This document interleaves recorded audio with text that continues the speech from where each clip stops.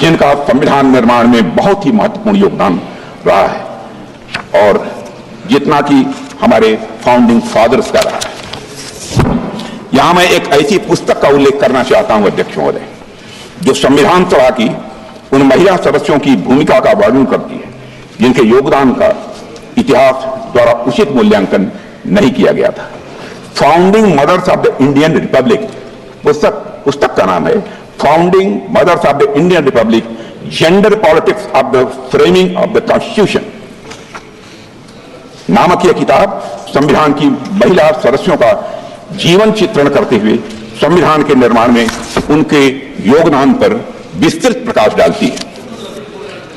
जब 24 जनवरी 1950 को भारतीय संविधान पर अध्यक्ष महोदय जनप्रतिनिधियों द्वारा हस्ताक्षर किए गए, तो उस दस्तावेज पर हस्ताक्षर करने वालों में 11 महिलाएं भी शामिल थी। उनके नामों का यहां पर मैं उल्लेख करना चाहूंगा, और मैं मानता हूं कि उल्लेख करना इस संसद के समक्ष आवश्यक भी है।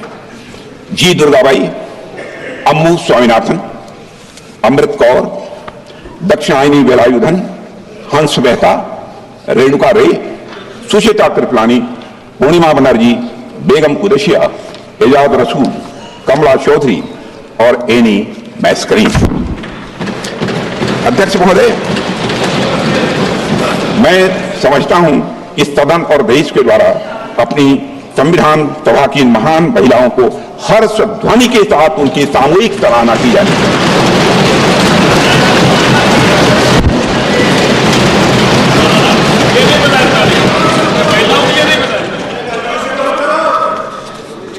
अध्यक्ष महोदय, भारत का संविधान भारत और भारतीयता के मूल विचार की उपज है। भारतीय संविधान का संविधान निर्माण और लोकतंत्र के वैश्विक इतिहास में एक महत्वपूर्ण घटना और एक अनूठा अनुभव भी है।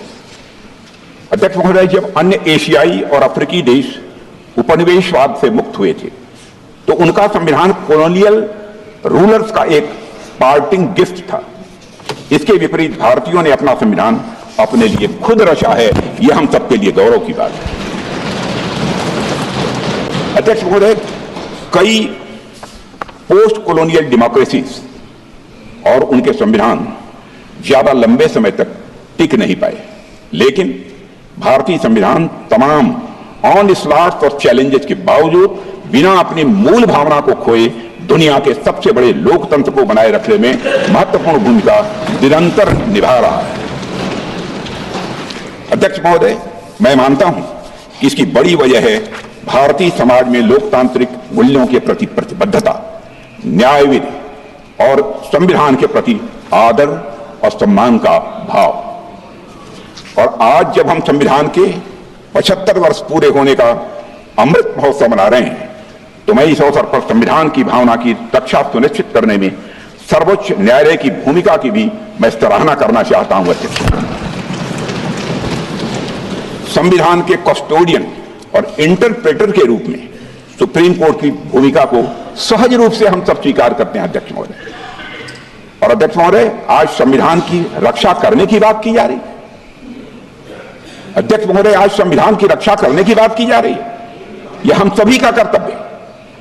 और अध्यक्ष महोदय, लेकिन हमें यह भी समझने की जरूरत है कि किसने संविधान का सम्मान किया है और किसने संविधान का अपमान किया है।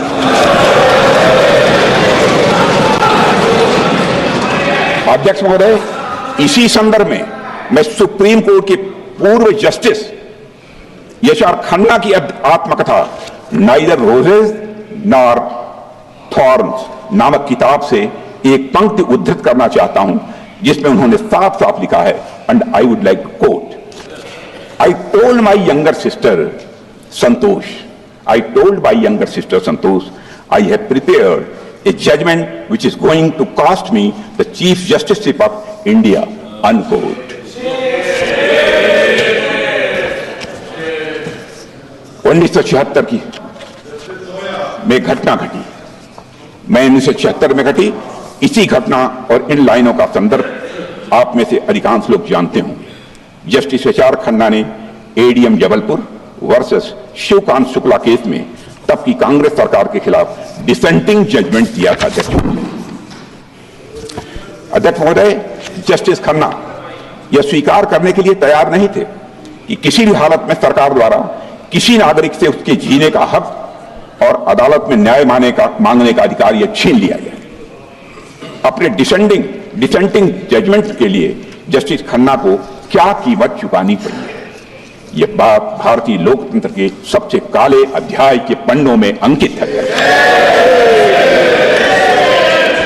अध्यक्ष महोदय, इसी तरह वर्ष 1973 में भी सभी संवैधानिक मूल्यों को ताक पर रखकर तब की कांग्रेस सरकार ने justice J.M. Shelar, K.S. Hegde और A.N. ग्रोवर को सुपरसीड करके सीनियरिटी में चौथे नंबर के जज को भारत का मुख्य न्यायाधीश बना दिया। अध्यक्ष महोदय, इन तीनों जजों का सिर्फ एक अपराध था कि वे तीन लोग सरकार के सामने नहीं झुके। उन तीनों जजों ने एक तानाशाह सरकार की शक्तियों को संवैधानिक दायरे में बांधने की पूरी कोशिश